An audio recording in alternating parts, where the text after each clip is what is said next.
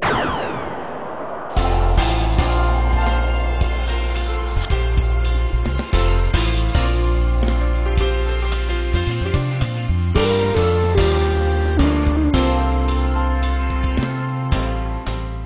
البداية حبيت ننطلق ممكن من بيان صدر على الحزب البارح. كان نحبك تعلق لي على الجملة هذه: الحزب الوطني التونسي يدعو جميع الأطراف إلى تغليب المصلحة العليا للبلاد حفاظا على الوحدة الوطنية.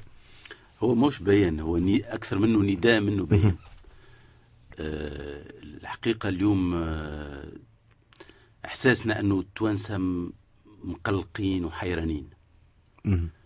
يعني الحالة متاع ما تسرش نفسية الناس، ما هيش مرتاحة.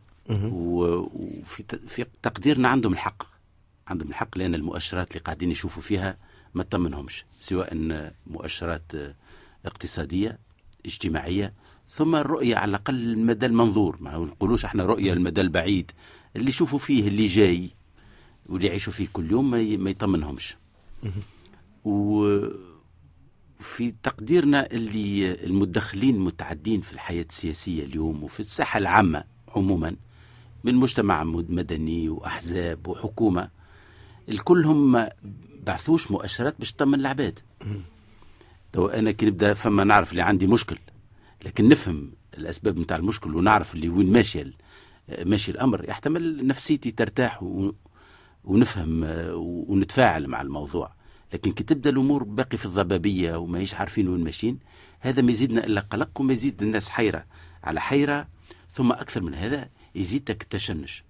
اليوم المجتمع متاعنا نحسوا فيه كأنه مقبل على انقسامات كبيرة. يعني وين الوحدة الوطنية اللي كنا مع بعضنا؟ احنا روح 14 جانفي 2011 ويني؟ وفي 14 جانفي 2011 نقولوا الناس الكل اللي احنا قابلين باش نعيشوا مع بعضنا وما نجموا كان نعيشوا مع بعضنا، والبلاد هذه بلاد واحدة وترفع الناس الكل وعلى اختلافاتنا كلام حلو كان. وين منه احنا اليوم؟ يعني عام مشى واحنا ولينا معناها الناس باش قاعده بتشد، كان جات فما فرودة في البلاد وشدوا فرودة على بعضهم. هذا وضع لا يحتمل له، ما يمكنش انه يتواصل. هذاك علاش بالنسبه للحزب نتاعنا الحزب الوطني التونسي اعتقادنا راسخ اليوم انه الناس الكل لازم تعاود تراجع مواقفها.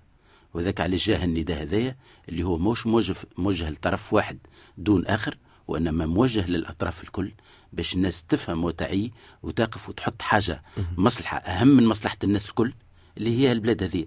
يعني ما نجيش انا على خاطر حاجتي بطرف من هالبيت هذه نجي نحرقها، قال شنو حاجتي بطرف منها. أيضا يطالب حزبكم الحكومة الحالية بالانكباب على الوضع الداخلي البلاد، توسيع دائرة التشاور مع جميع الأطراف، وانتهاج سياسة خارجية سمتها الحياد.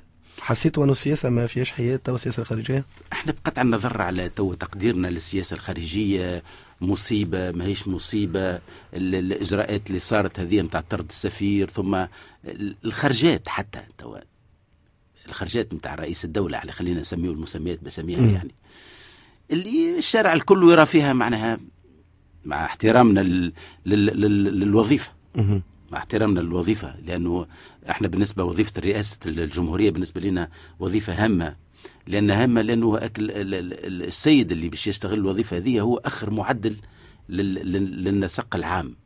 يعني دور في الآخر حكم، لأنه هو يصون الساعة الجمهورية ويصون القيم بتاع الجمهورية، وهو المحافظ عليها والمؤتمن عليها أساسا. فيزم يكون في وضع اللي يسمح له بهذا. لكن بقطع النظر على الشخصية اللي هي اليوم موجودة واللي احنا قابلين بها، ما عندناش خيار آخر.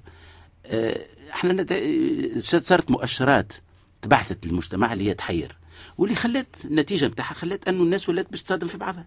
ناس على سياسة خارجية خارجين في الشارع التونسي بالأزمة اللي عندنا، بالتجاذبات اللي عندنا، ونزيدوا على الطين بلة ونزيدوا الزيت فوق النار سامحني معناها ماذا بيا ما نستعملهاش الكلمة، لكن نوع من الشطحات اللي احنا في غنى عنها، يعني في غنى عنها. فالحكومة كانت تتريث وتنكب على الوضع الداخلي اللي هو محتاج خاصة الحكومة هذه، هذا الواقع. يعني حكومة المهنية متاعها محدودة، يعني الناس ما عندهمش تجربة بطبيعة بطبيعة الوضع اللي كان قايم قبل واللي ما سمح لهمش باش ياخذوا تجربة، كلهم أول مرة يمارسوا مهام على المستوى هذايا، رغم اللي احنا حاسين اللي هما عندهم صدق النوايا واللي عندهم الرغبة في خدمة الشأن العام، هذا من نجموش نشكوا فيه.